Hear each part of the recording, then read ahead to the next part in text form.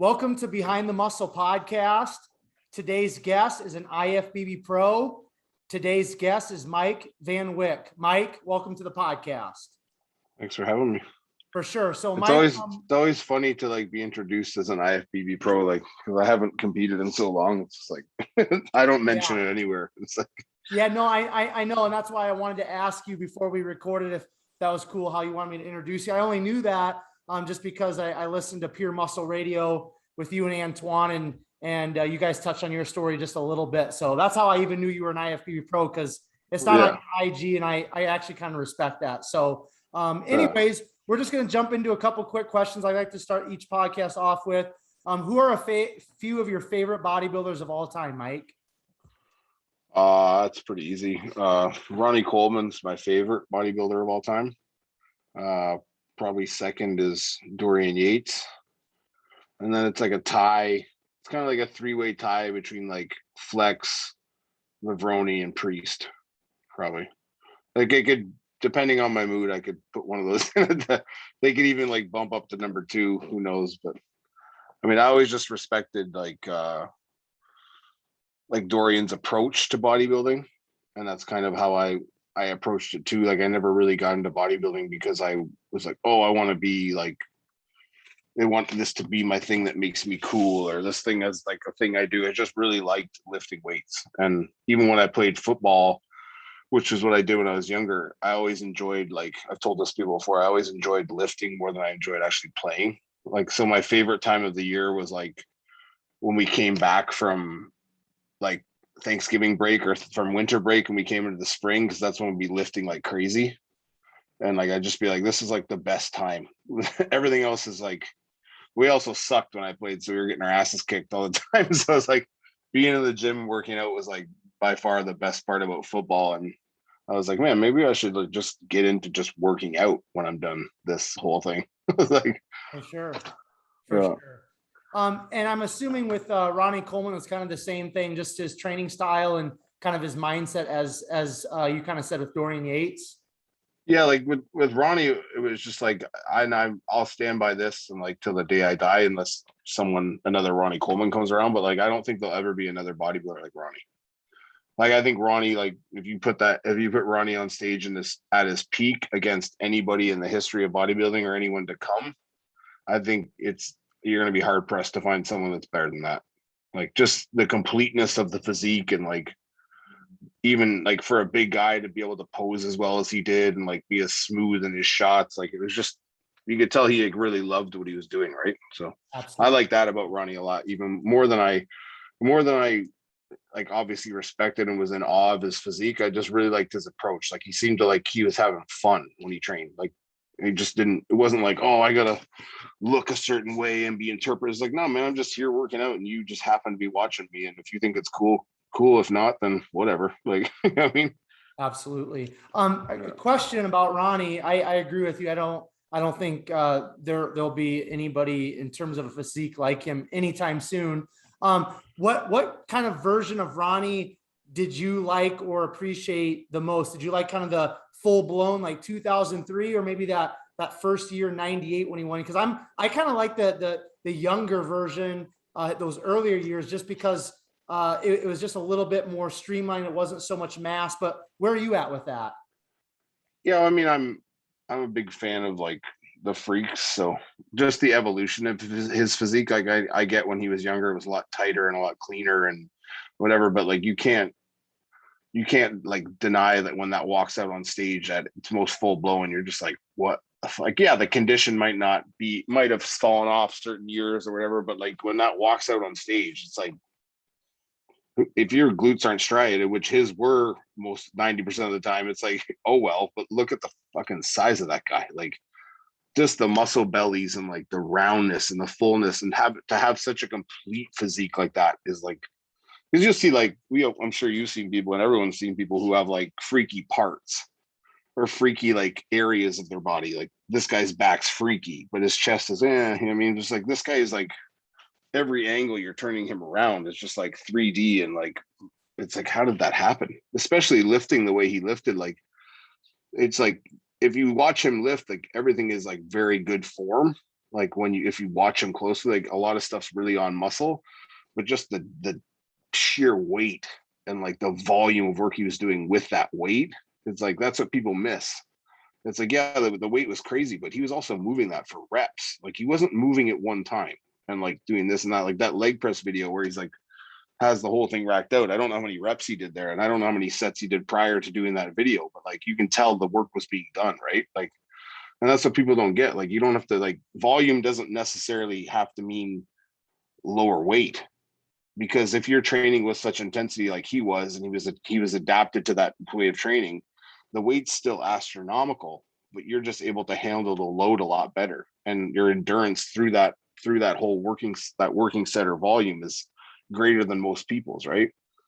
That's what a lot of people have a problem, like have an issue with when they come to train with me, is like there's this perception that like I've promoted this idea of going lighter. You don't need to go light, you need to go lighter and feel things better. It's like, no, like you may need to do that to like start to learn how to activate something again that you're maybe is laying dormant or you're not really hitting properly.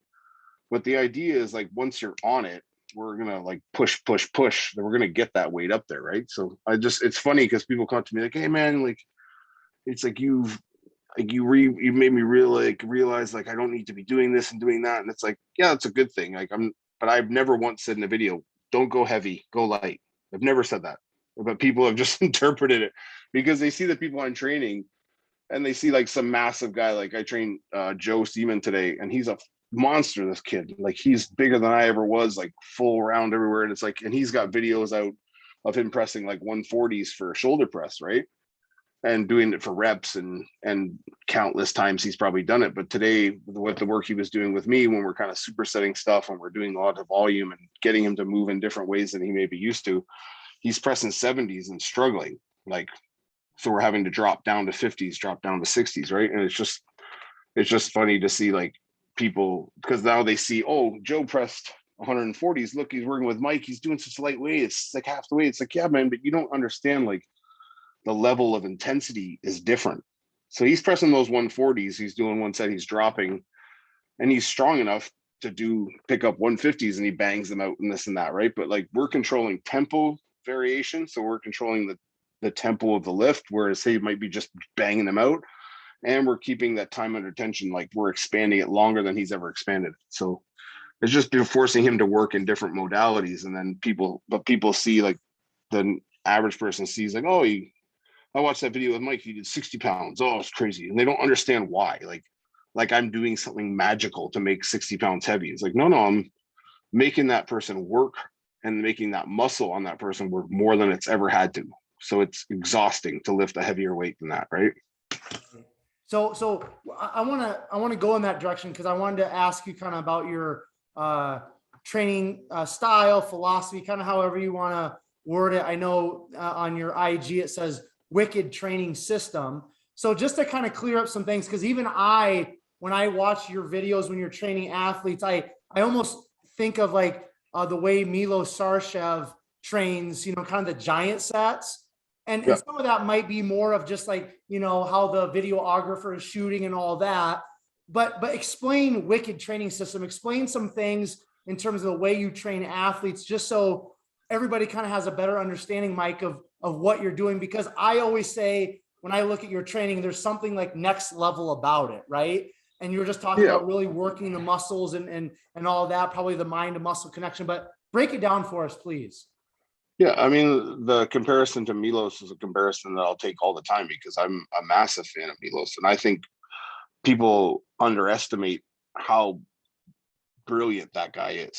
Like, I was first exposed to Milos when I was like, because I'd always lifted, I was a big fan of like, as I was coming up, like supersets, drop sets. I would do like, I wouldn't do like, I never really did giant sets like Milos would do, where he'd maybe do like 4 or 5 exercises.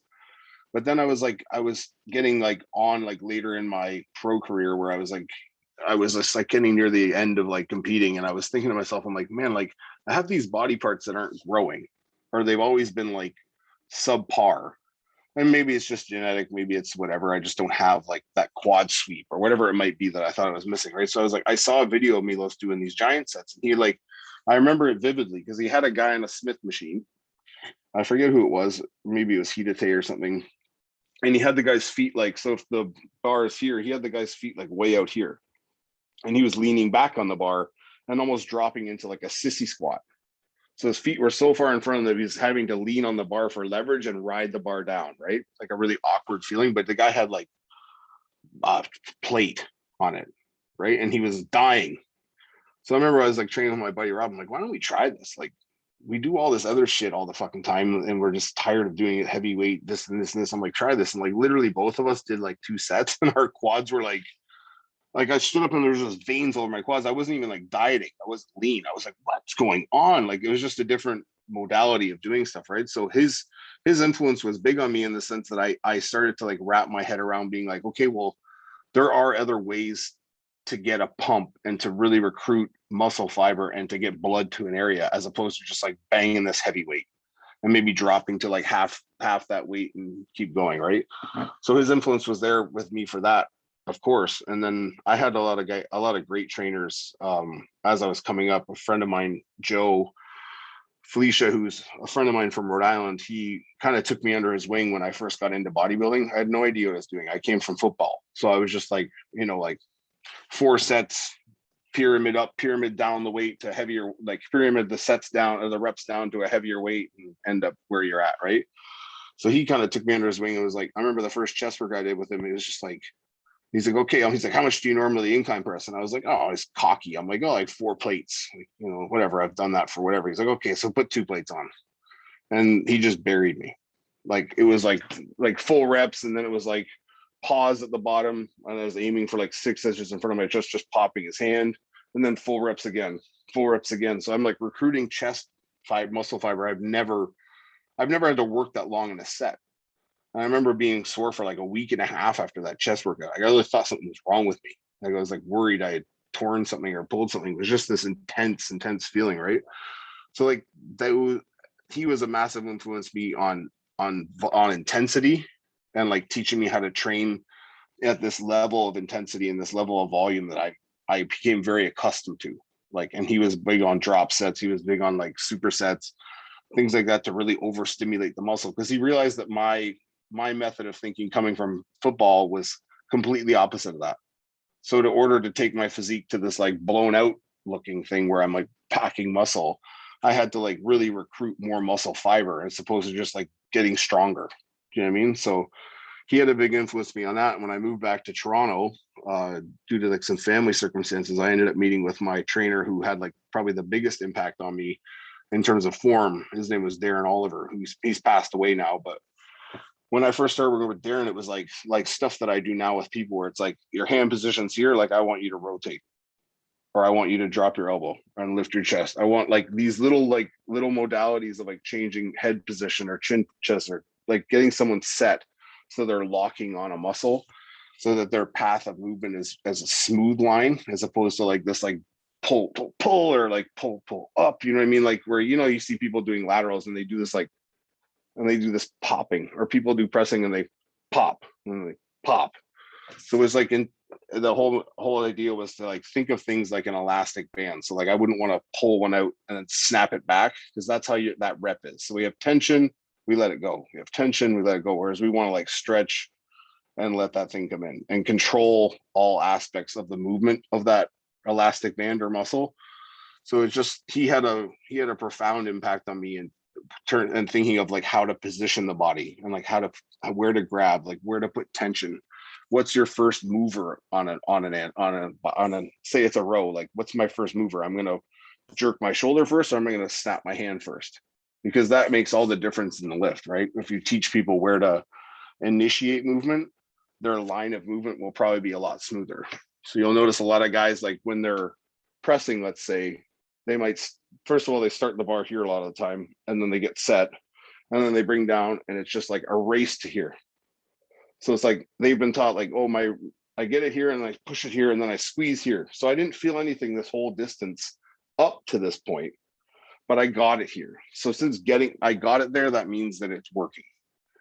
It's like, and I learned from him that it's like this space between here and here is where bodybuilding is.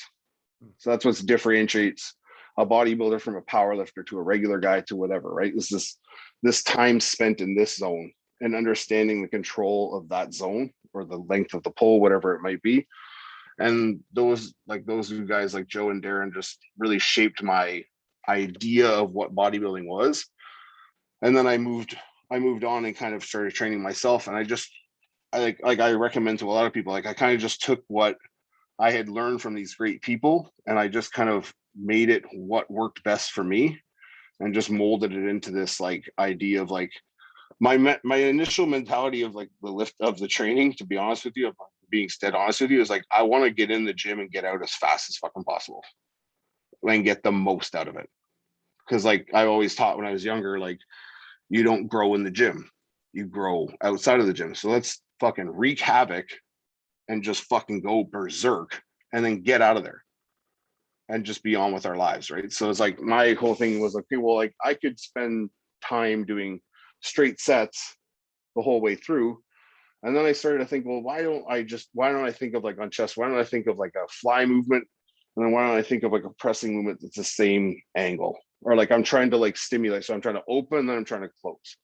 So I'll pick a lot of movements that I think go synergistically with each other, whether it's like maybe I'll do a low cable fly, and then I'll do like maybe a lower decline style press. So I'm like really working lower pec, right?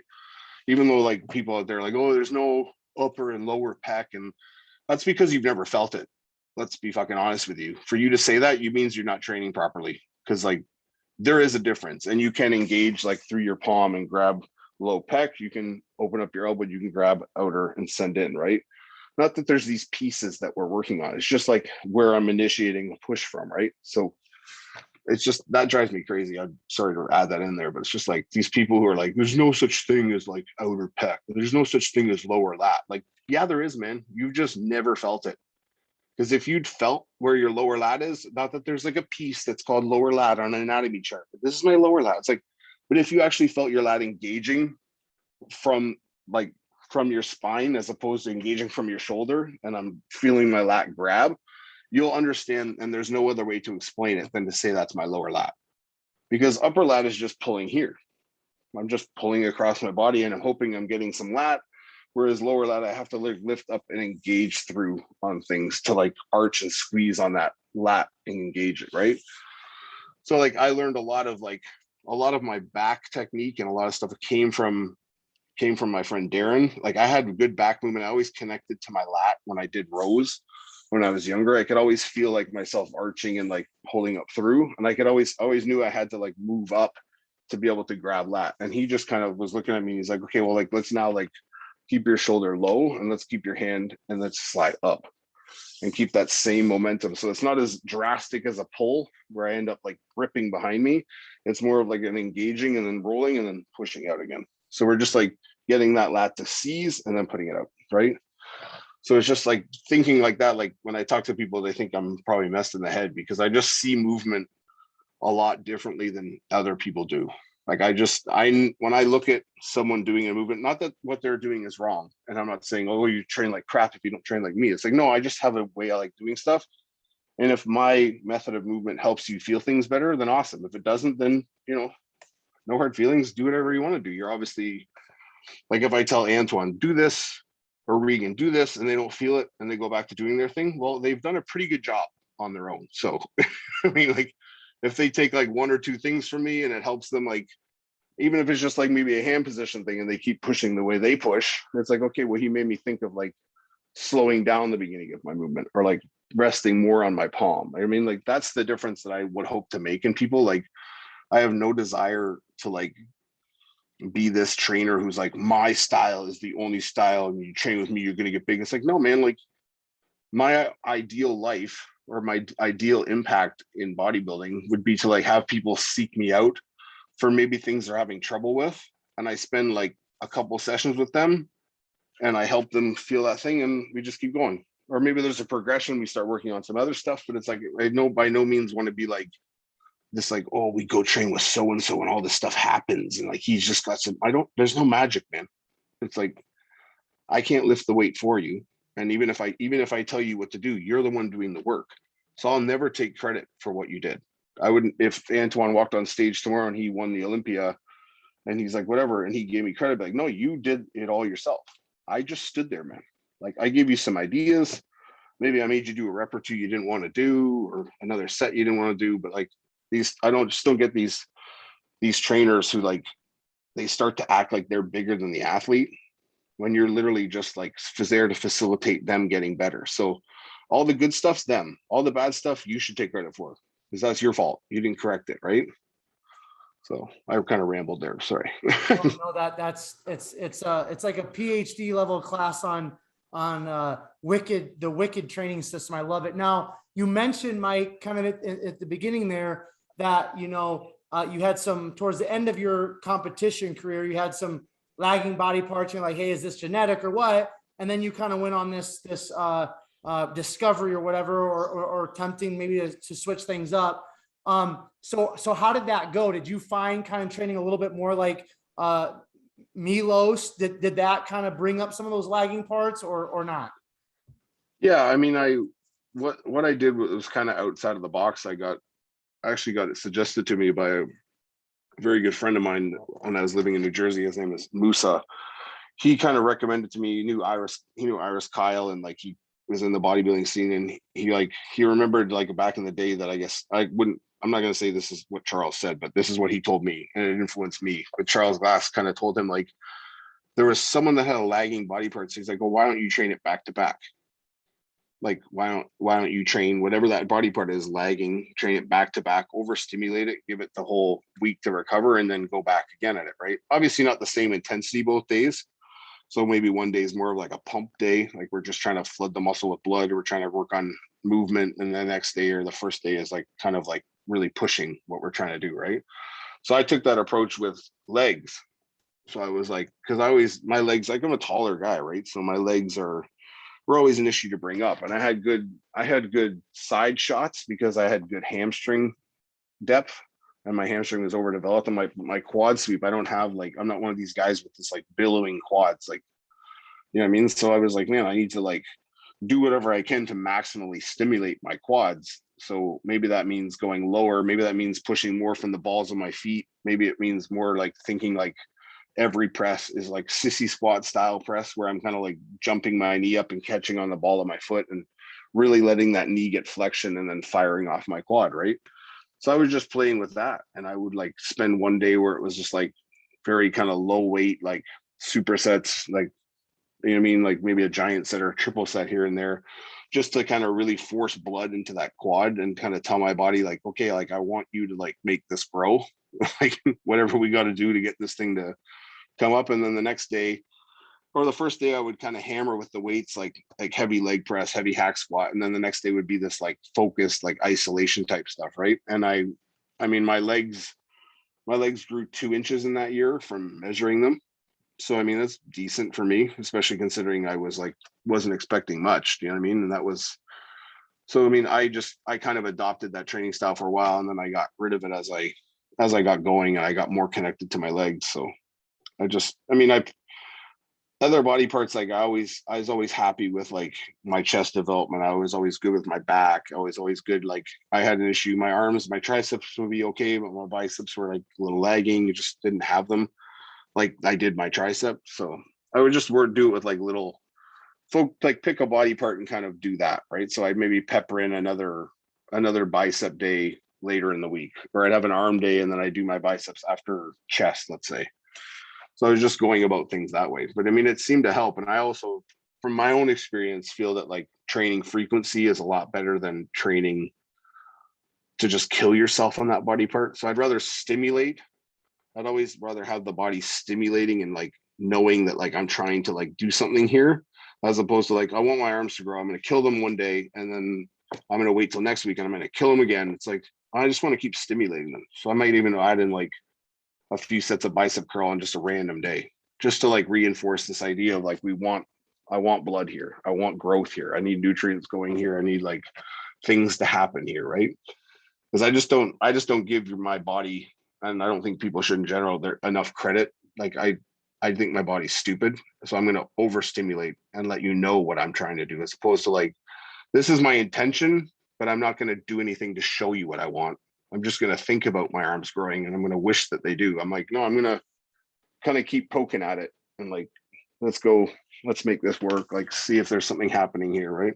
Mhm. Not that everyone should do that, but it's just something that I found works for me.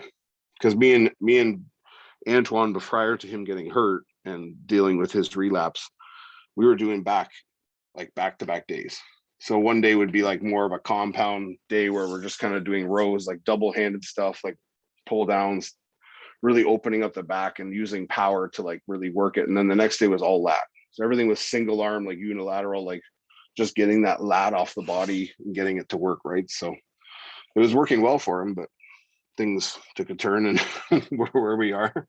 But he's back where he should be now. So Okay, I want to ask you one more thing kind of about the training, and then I want to kind of get into your backstory a little bit. But when you step in the gym with an athlete, with a client, however you want to word that, do you kind of in your mind have a structure of how that workout is going to unfold?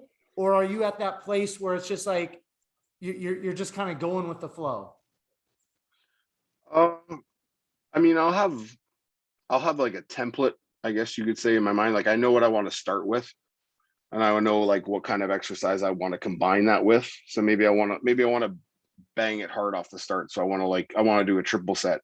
So nothing's too crazy the weight, but we're going to work up a little bit. We're really going to get blood into the muscle, and we're really going to get like everything moving the way it should, like lots of fluid in the joints, and like get things moving. And then we'll, based on how they're performing, let's say like I might move on to like a heavier, like say it's chest, I might move on to like a heavier like dumbbell press, or I might work on to like a heavier Smith. Like I'm a massive fan of Smith machine, right? I don't like free weight benching for bodybuilders. I think you're just asking for bad shit to happen.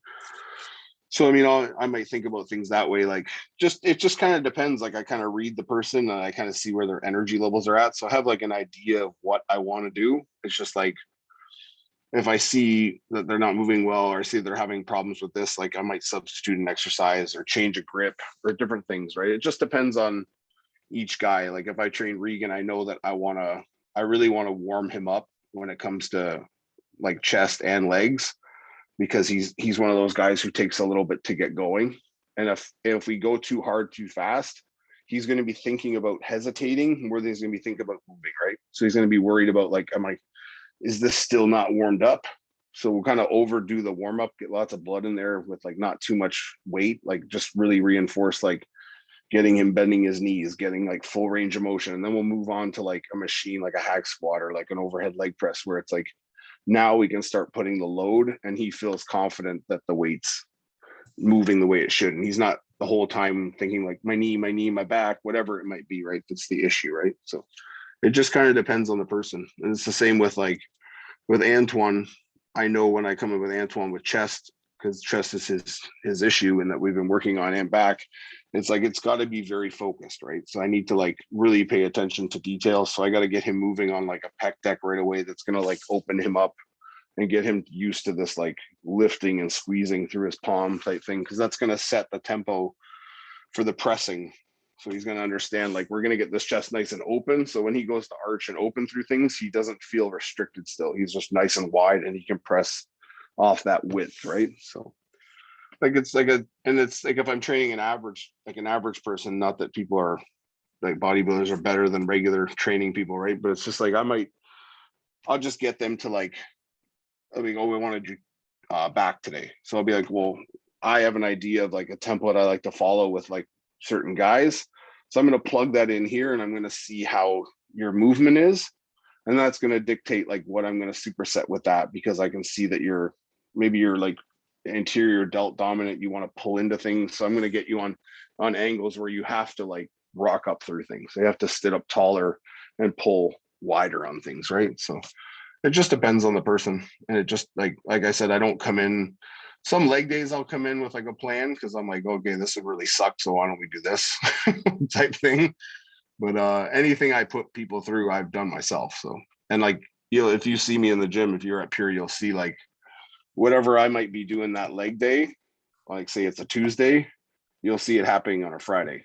Because like if I want to try something new, I'm going to do it myself first to know how bad it's going to be. it will be a toned down version for me because I am not competing. So I don't need to be doing all that shit, but like, I'm going to understand like what I'm putting the guy through and like the feeling. So like if I combined an overhead leg press and then I did like a wall sit and then I added, and then I went to a swing squat, I might think to myself, okay, well, maybe instead of having the wall sit between, I'm going to do it after, or maybe I'll start with it to create that crazy tension, all that blood, and then I'll move through it on 2 other exercises, right? It just kind of comes to me as I do it, and I might substitute things here and there, but Cool, man. All right. I want to kind of just learn a little bit more of your backstory and how you got into strength training and bodybuilding. So we'll kind of skip kind of the childhood stuff, but what age did you start lifting weights? Why did you start lifting weights? And then where did bodybuilding, like actually competing, come into the picture for you, Mike? I started lifting in, well, did I start lifting? Like in high school. I went to a school in Toronto that had like a really good weight room, that they had like an emptied out gym. They just turned into a weight room. So I started training there, but it was more like I was playing rugby back then when I was a teenager and the starting of high school. So I just wanted to be bigger for that. And then like in the process of getting into this bodybuilding world, I started to like learn about, like, I started seeing flex magazines and muscle mags, and like I always thought to myself, I'm like, man, like I would love to look like that. Like I would love to be this like big muscle dude, because I was super into WWE when I was a little kid, and like my favorite wrestlers were like Ultimate Warrior and British Bulldog, the two like roundest, most jack dudes in the thing, right? And Macho Man, guys like that. So I always had an affinity to like wanting to look like that, or thinking that that was kind of what guys should look like. You know what I mean? So I got into it that way, and then I was lifting in my garage a lot in high school. So I had like a little gym set up, like a bench and a squat rack, and I had pictures of like Dorian Yates and like anatomy charts on the wall. So I was just teaching myself. But I started playing football as well. So my motivation in football was to get bigger and stronger for football, right? So I vividly remember there was an EAS poster, and Shannon Sharp used to be sponsored by EAS.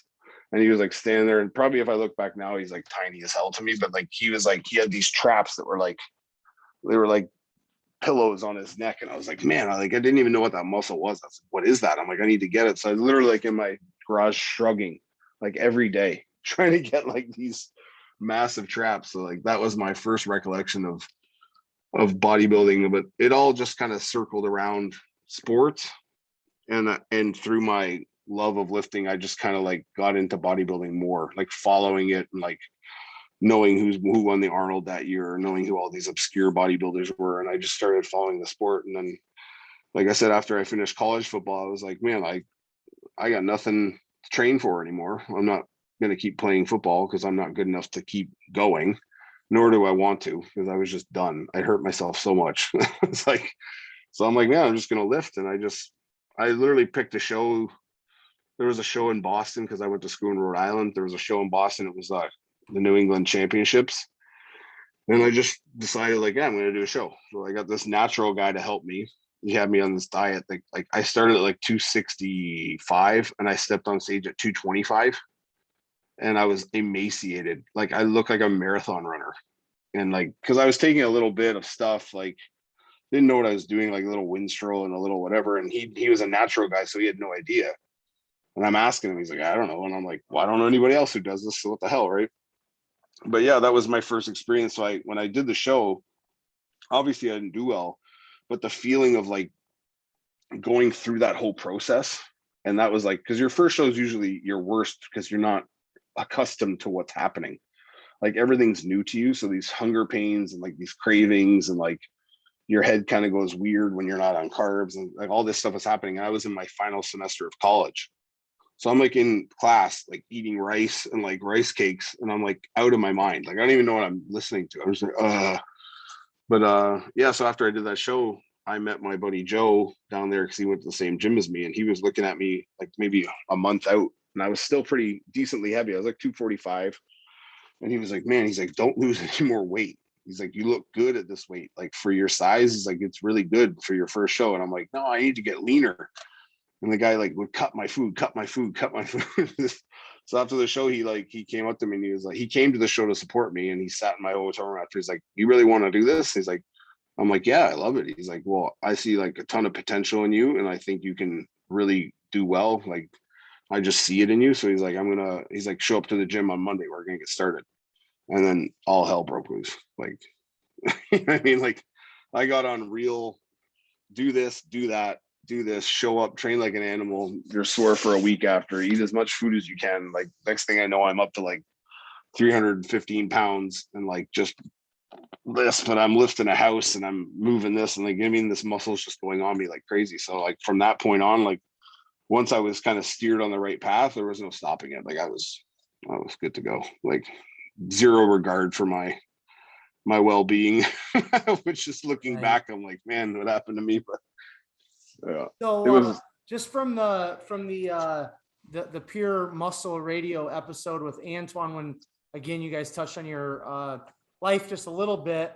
You guys talked about, you know, you went into bodybuilding pretty hard, and then you kind of got out of it. But before you got out of it, and then you came back, and you're connected now with pure muscle and all that.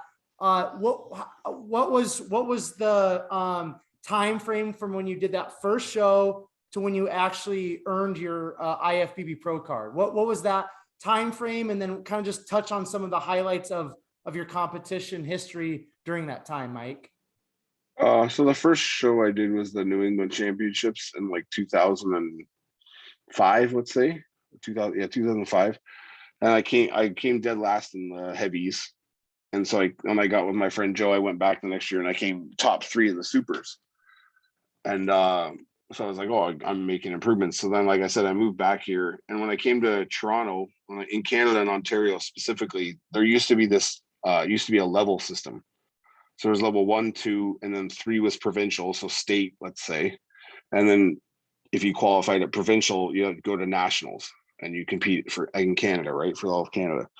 So I was like, man, I'm going to do all 3 shows and level 3 this year and then get to Canada's the next year, because I don't want to wait around. So I was like, I did the first level and I won the overall when I went in there, because I was like the biggest dude and no one knew who I was. So I walked in, everyone's like, who the fuck is this guy? Like, because bodybuilding in every community is very tight knit. You know, the people in your area, you're pretty familiar, right? So I literally came out of nowhere and I was training at a nowhere gym.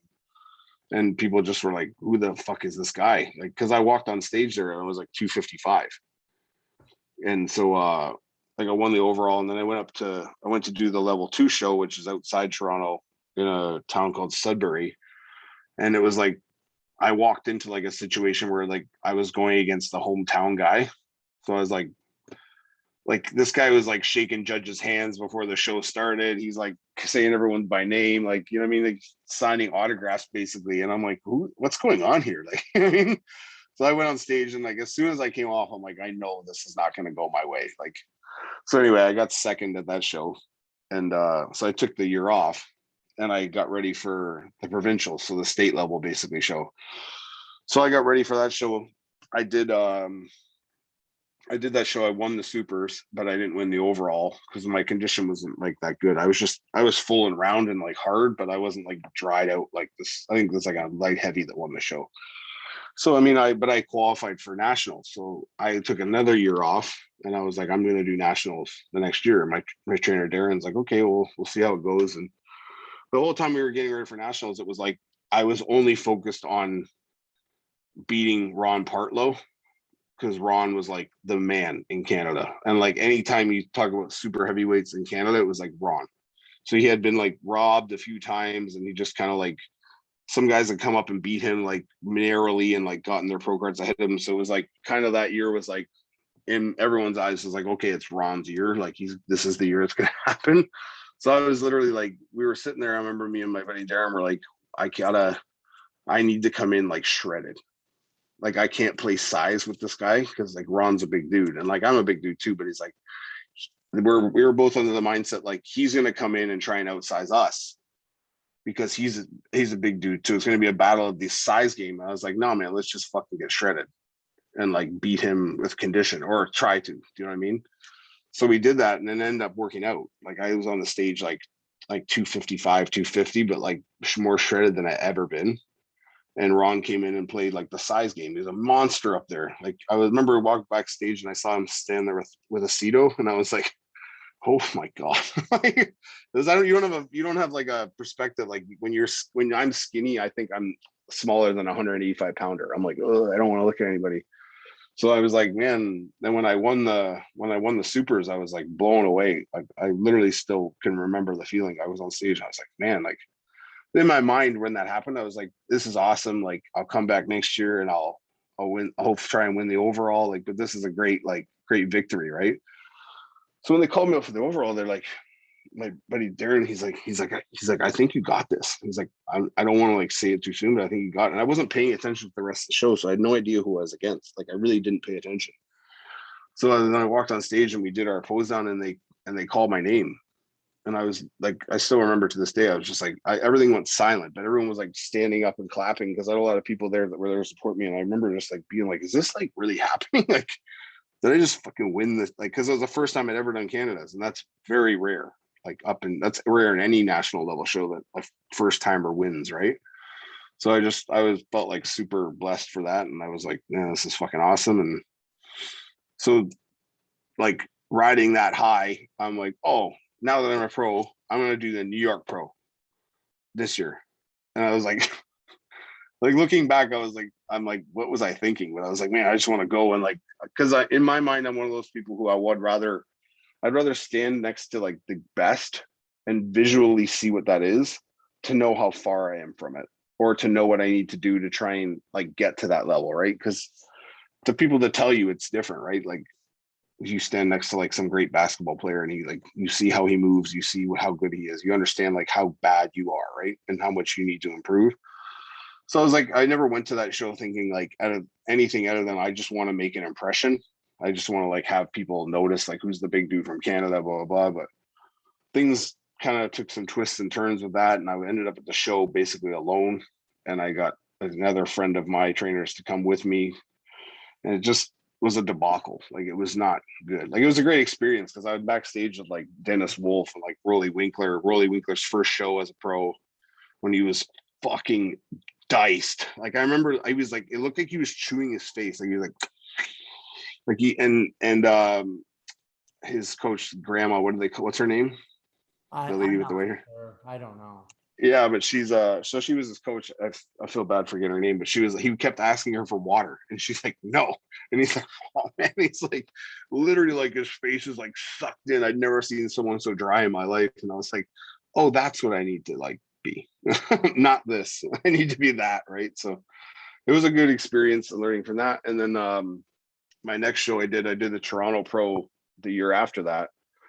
And literally everything bad that could happen happened the night before prejudging. So like I did a cheat meal. I had a planned cheat meal to have a burger and fries and like some dessert thing just to like give me this jump of calorie.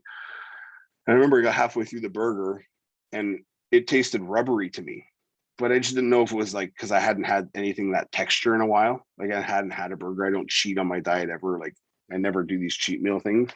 So I'm like, man, maybe I'm just like not, my taste buds are just off and they don't want that, right? So I literally put the burger down. I had a couple fries and I was like, I'm just gonna lay down. I don't feel that great. Literally woke up at like 3 a.m. The room's just like like spinning, throw up like at least half a dozen times and just stand up and I'm shredded, like more shredded than I've ever been. Plus, but I'm on a diuretic right now while I'm throwing up and not taking in a lot of water. So literally my electrolytes went like boom, boom, boom and bottomed out. So I made it to prejudging. I tried to like keep recovering, but I literally couldn't physically eat. Like a bite of something would fill me up. Could not keep food down, right? So that ended up with me in the hospital, like on IVs, getting fluid put back in me. I didn't even make it to the final, right? So that was my last experience competing. And then literally a month later, I went to the Olympia cage when I was sponsored with Animal. They asked me to do a demo pressing 200-pound dumbbells. So I've done 200-pound dumbbells. Like even done it on tape. Like I have it on video already. So they're like, yeah, just do it for a thing. I'm like, I haven't really worked with them. So I like literally went there. I kicked up the 150s, pressed them. And they're like, what do you want to do, the 150s again or go to the 200s? They didn't have anything in between. So I'm like, screw it. I'm like, just do the 200s. I don't want to waste my energy. So literally kicked, went to open, and I dropped one. I've never dropped a weight in my life kicking up. And in my mind, I just went like, what the fuck is going on? So I kicked it up again. As soon as this one spun open, poof, I didn't even get to press it. It just went my shoulder, right? And my pec just popped. So then the days of competing were behind me. I was going to come back. Like my pec healed up pretty good and I was like feeling fine and back to lifting pretty quick. But it just like, I kind of took like inventory of what I was doing with my life. And I was doing nothing but bodybuilding, thinking that bodybuilding was somehow going to create a life for me. Like, cause it's not like it is now, right? Where like these kids on Instagram, like some of them aren't even good bodybuilders or known bodybuilders, and they're fitness influencers, right? So that really wasn't happening back then. That was like, this is like the beginning of Instagram, like of it being something that people really, really liked.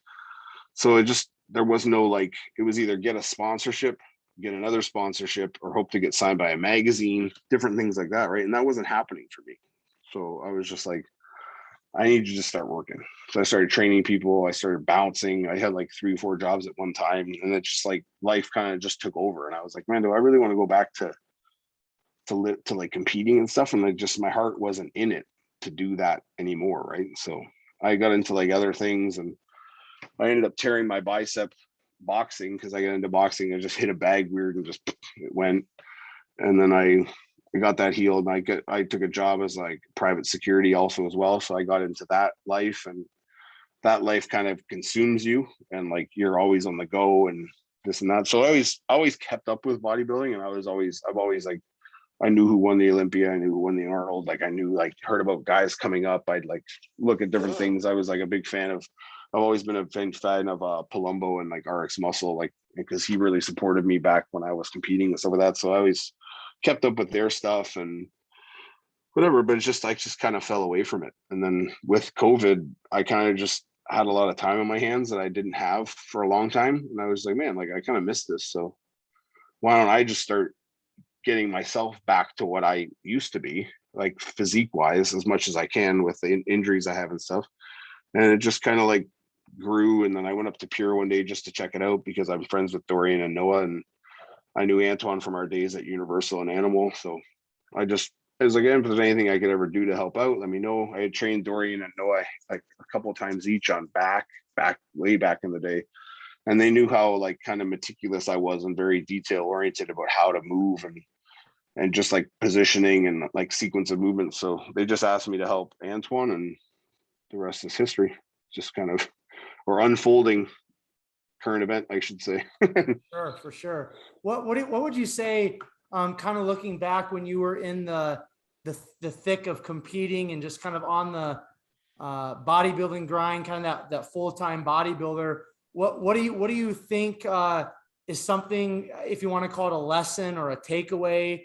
But what do you think kind of overall bodybuilding has given you or taught you that really has carried over into just everyday life for you? I think I was kind of well prepared. Like in my mind, bodybuilding was always easy because I didn't have to hit anybody. Like I wasn't playing football. I didn't have to get beat down, like practicing all the time. I wasn't constantly tired. I was basically doing the thing I enjoyed the most about what I was doing before. And now I was doing it for fun.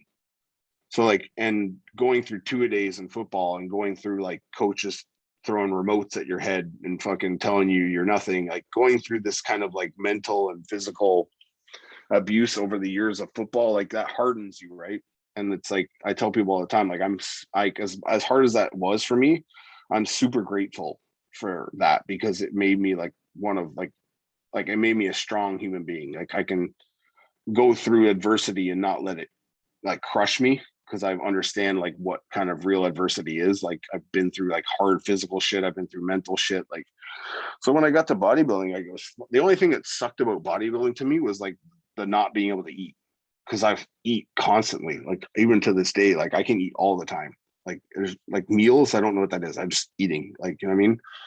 So it's like bodybuilding did like, one thing bodybuilding did teach me, and I'm sure people can identify this with bodybuilding, is like when you start to bodybuild and you say you have regular friends or people who aren't into fitness, or your like college buddies or whatever it might be, you start to understand, like you start to separate from those people, and you start to like gravitate more towards people that are doing what you're doing, that kind of get it, because it's a foreign concept to people. Like, you're gonna come to the barbecue, you're not gonna eat, you're not gonna have a drink, like, and everything people want to do socially is let's get a drink, or let's go here and like have a drink. And it's like you start to understand like maybe there's more to life than that.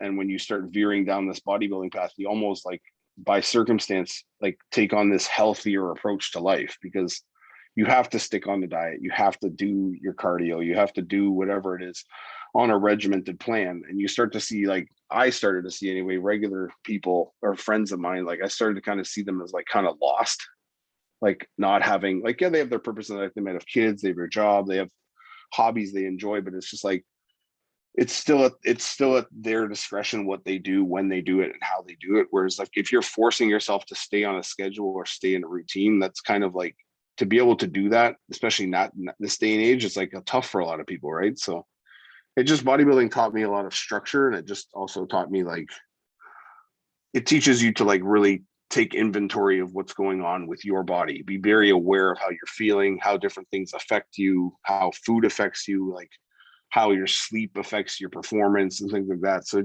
just kind of made me more conscientious of like what I was doing in life in general. But it didn't teach me lessons or anything like that, I wouldn't say.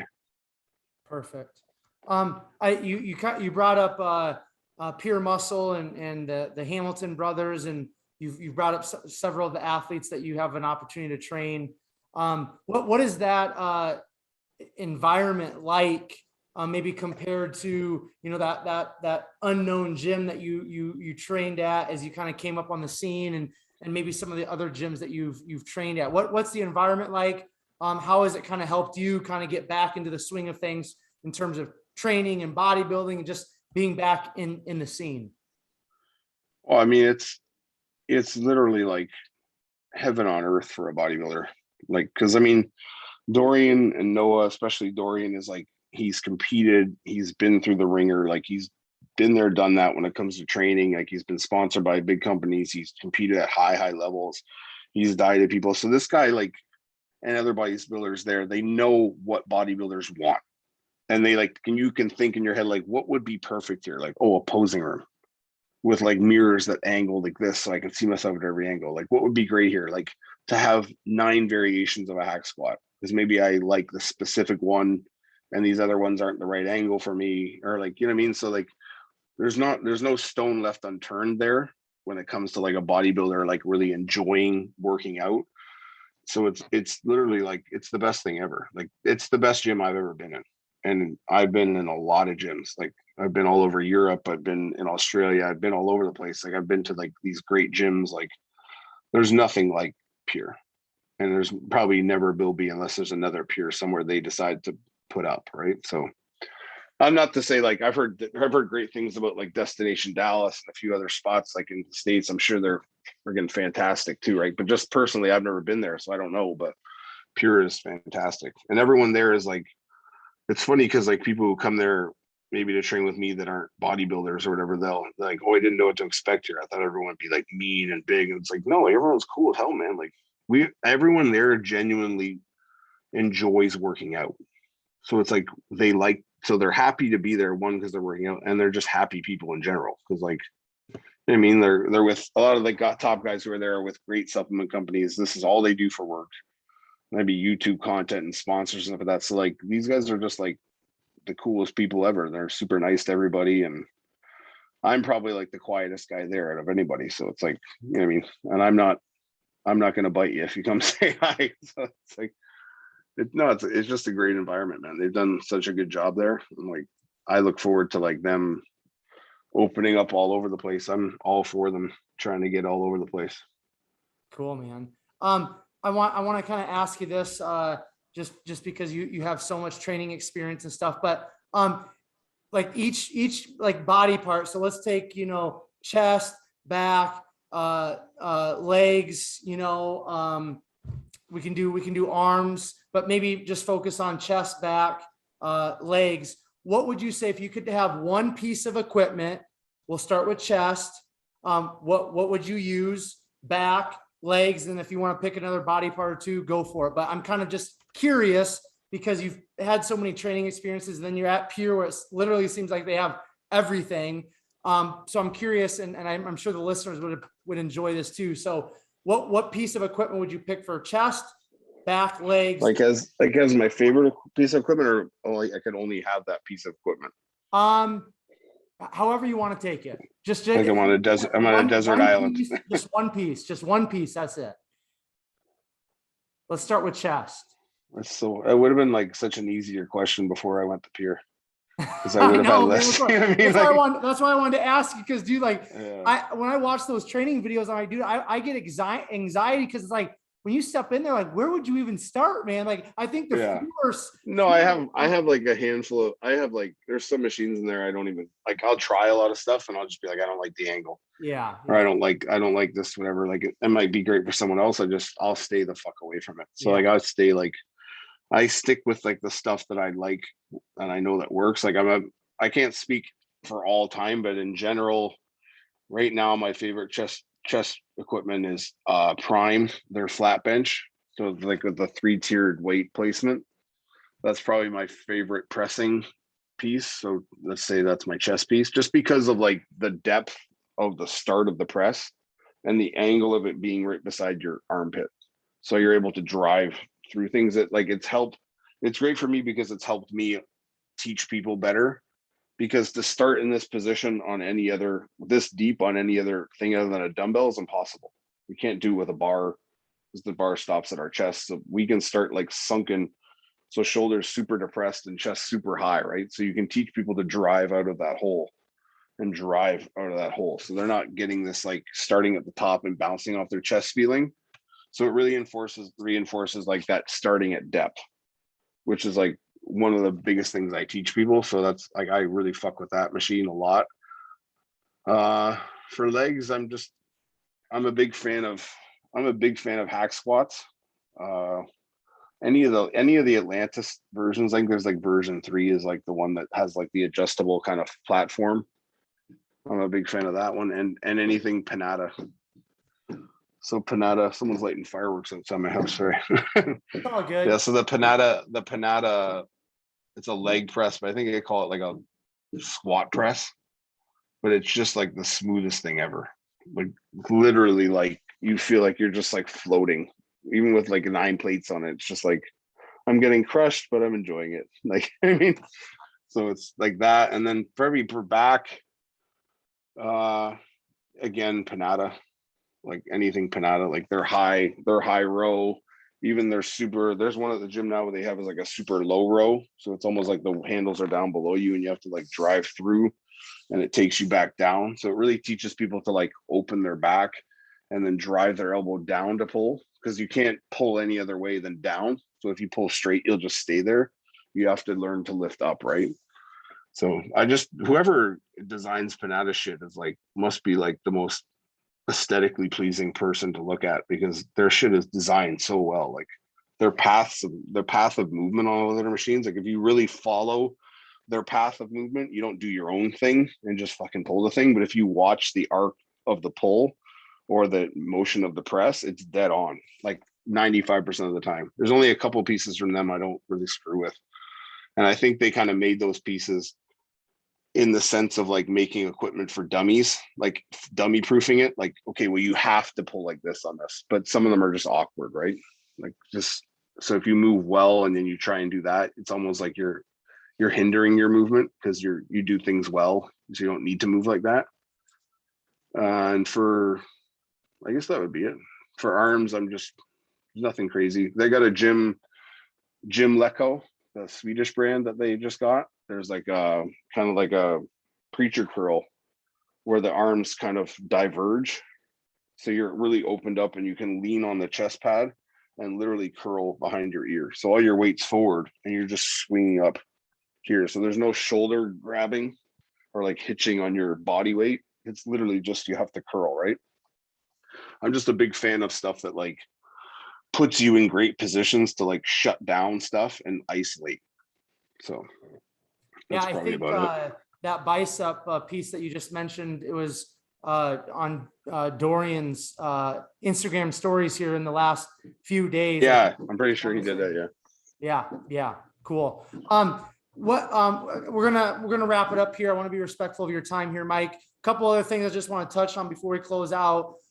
What's one piece of advice you would give your younger self within bodybuilding? And then what's one piece of advice you'd give your younger self like outside of bodybuilding, just in terms of life?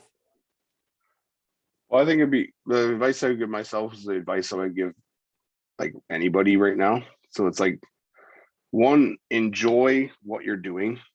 So if bodybuilding is drudgery to you and you have to force yourself to do it and everything about it is like annoying to you, this is not the sport for you. So as much as it might bring you recognition or bring you notoriety or a little bit of clout or like you're a big guy, blah, blah, if you're not enjoying what you're doing, then stop doing it. Like, it's plain and simple. Like, I'm sure you've met people, and everyone watching has met people like these. They might be super talented and they might have like genetics through the moon. Like, they don't even have to, they just look at a dumbbell and their bicep grows, right? But they're also like, you have to drag them to the gym. And as soon as they can get out of the gym, they're fucking out of there. You know what I mean? They're not like trying to do an extra set or thinking maybe I should do a little abs, or, you know what I mean? Like, they're not enjoying being there. So my advice to people would be, even if you are someone who does enjoy it, is like, yes, really do enjoy it, because it won't last forever. And your body will not be like it won't move the way it should forever. You may have little problems here and there. So like, take it from someone like me. Like I had hip surgery 3 years ago. Prior to that hip surgery, for years, I was in pain every day. So like literally excruciating pain just to stand up. So like, and going to the gym and sitting in different positions or like trying to do legs was impossible. So that's one of the reasons why I walked away from bodybuilding for a while. It's just because I couldn't handle the issues I had with my body, right? So, and now like people say to me, they see me in the gym every day. I very rarely take days off. It's just because I like to be there so much. So like, I really enjoy working out. And I'm not there every day, like getting PRs and fucking trying to kill myself. Like, no, I'm just moving, man. I like to move my body and like feel my muscles work and just work up a sweat, do cardio. So like, that would be my biggest advice to people, is like, really, really enjoy what you're doing. And for people competing, like, enjoy the process. Stop being so concerned about like, will I be this or will I do this? Is my body fat here? Like, is this striated? Is that striated? Like, because the more you stress, the more that shit's not going to happen. So like, if you're walking around one giant ball of cortisol and you're just like stressed all the time and obsessing about every bit of food that's going in your mouth, like, get into the mindset, like, I'm not eating now because I'm trying to get to my best self, right? So like, I am lowering what I'm doing, but every bit I lower, I get better. Whereas people, like, they start to think everything I get lower, I'm so hungry, I'm freaking out. Like, it's this food obsession that I don't understand. Like, I had it when I first dieted because I didn't know what I was doing. But if you've done shows, even 1 or 2 shows, like, get with the program, man. This is what it is, right? Like, so enjoy it. Like, push yourself beyond your limits and like, enjoy the process. And like, don't get so caught up in like, I have to like win this show or win this and I have to do this. Just like, enjoy it, man. Like, enjoy like being dedicated to something, having drive, like sticking to a regiment, which most people in this life cannot do for even a week. So if you can do it for 16 weeks or whatever it is, you're getting somewhere and you're growing as a person, right? So just really enjoy everything that goes into it and enjoy working out. Like, and I think if you do that and you're talented and you have like some drive behind you, some ability, you're going to go really far, right? It's like, I made the mistake when I was coming up that I was like, I thought like, because I work harder than everyone, I deserve more than everyone. In my mind, not that I probably wasn't, who knows? But in my mind, I was working harder than everyone. I was pushing these heavy weights. I was fucking benching 5 plates on incline for sets of 12. Like, so I'm the strongest, biggest guy. It's going to pay off for me. And I had it in my mind, like, this is going to, like, I deserve this because I'm bigger, stronger, and everybody this and that. It's just like, but sometimes like, you just aren't as good as the next guy. Sometimes his genetics are just through the fucking roof, man. Like, and you're just who you are. And that's perfectly fine because you're the best version of you. But just work on you, man. Like, just be happy being you and like progressing yourself. And however that, wherever that takes you, it's going to take you, right? Like, you have no control over that. You're never, that's why it was funny when I hear these people in bodybuilding, like, oh, I'm going against so and so. I gotta beat them.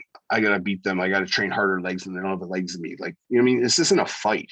Like, you're not going one-on-one with people. It's a subjective sport. So you guys could both get up there and those judges think that you look better. And the next day you could have the same competition, have different judges. This guy thinks you look better. It's just subjective, right, to what they're looking for at the time. So don't be too obsessed with it. Just be obsessed with getting yourself better and more complete, right? Excellent. All right. Last thing I want to touch on before we end it. All the tattoos, man. When did the tattoos begin? And what's kind of like just the impetus behind them? Obviously, I've got tattoos. I love them. I love muscle. I love tattoos. What is it for you, Mike? Yeah, it was the same thing for me. When I was younger, the first tattoo I ever got, I was like 16. It was a stupid little, they told me what it was, but it's definitely not that. It's just some flash off the wall, like, I want that. And then it became like the weird tribal sun around it. And then it just like kind of grew and grew. And I knew like I had tattoos even in college, right? But I knew when I was like, as I got older, I'm like, man, like I had like desire to have sleeves. So it started with sleeves.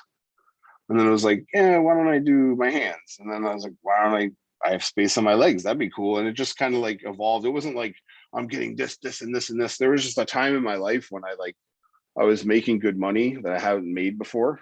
And I was like, I knew bodybuilding was kind of like not something I was a part of anymore. I was still training people and like still had like people who were like, I was training for like nationals and things like that. So it was like I was still in the mix of bodybuilding, but I just knew like I'm not really going to go on stage, and I don't really give a fuck if they don't like my tattoos if I do go on stage again. So like, let's just do this. And I got with really good artists. I met a couple of really good artists in Toronto, and I just started going to them and like trusting their work, and things have just evolved till it's just like, well, let's get this and let's get that. And it's like people always think that there's going to be like some deep meaning behind your tattoos. And I can guarantee you talk to anyone who's heavily tattooed, there's no meaning behind a lot of stuff. Like, it's just like, I liked it, so I got it. I mean, like, everything can't be for like your cousin who passed away. And this reminds me of my dog when I was 8. Like, I mean, like, it's just at some point you're just collecting art, but you just happen to be collecting it on your body, right? So it's so funny because people are like, tell us the story behind your tattoos. Like, I don't fucking know. I can remember where I got it and who did it and what was going on in my life at that time. So that's like my recollection of it, right? Like, I can look at my tattoo on my chest and know that, oh, I got that in Huntington Beach from Justin Hendricks, who works at Players Club Tattoo. I went there on a vacation. I had a fucking great time. Justin's a great guy. Or I can be like, I know the back of my head was done by Ganga, who's like a massive artist in LA now. And it's just like, I know where I was. I was in California. I was working. I was in my hotel room and he was blasting my head with a wolf that I literally told him the night before, I want this. He came over and did it. And that was it. I mean, so I can remember, it kind of takes me back to the places I was and what I was doing. But as far as meaning, it's like, some of them do. And I'm not telling you what they are, but it's like, and the other ones are just like, I thought it was cool at the time. It looks cool. And I like that art. So I got it on me. There we go, man. Just keeping it basic and simple. Mike, thank you so much for taking some time to chop it up with me.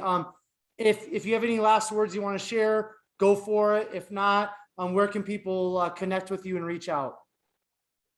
I'm on Instagram at Big Mike Van Wyck, and like I have people write me all the time, and they're like, for some reason they're like so fascinated that I respond to them, which I don't get. Like, I'm not that cool, man, where I don't have time to respond.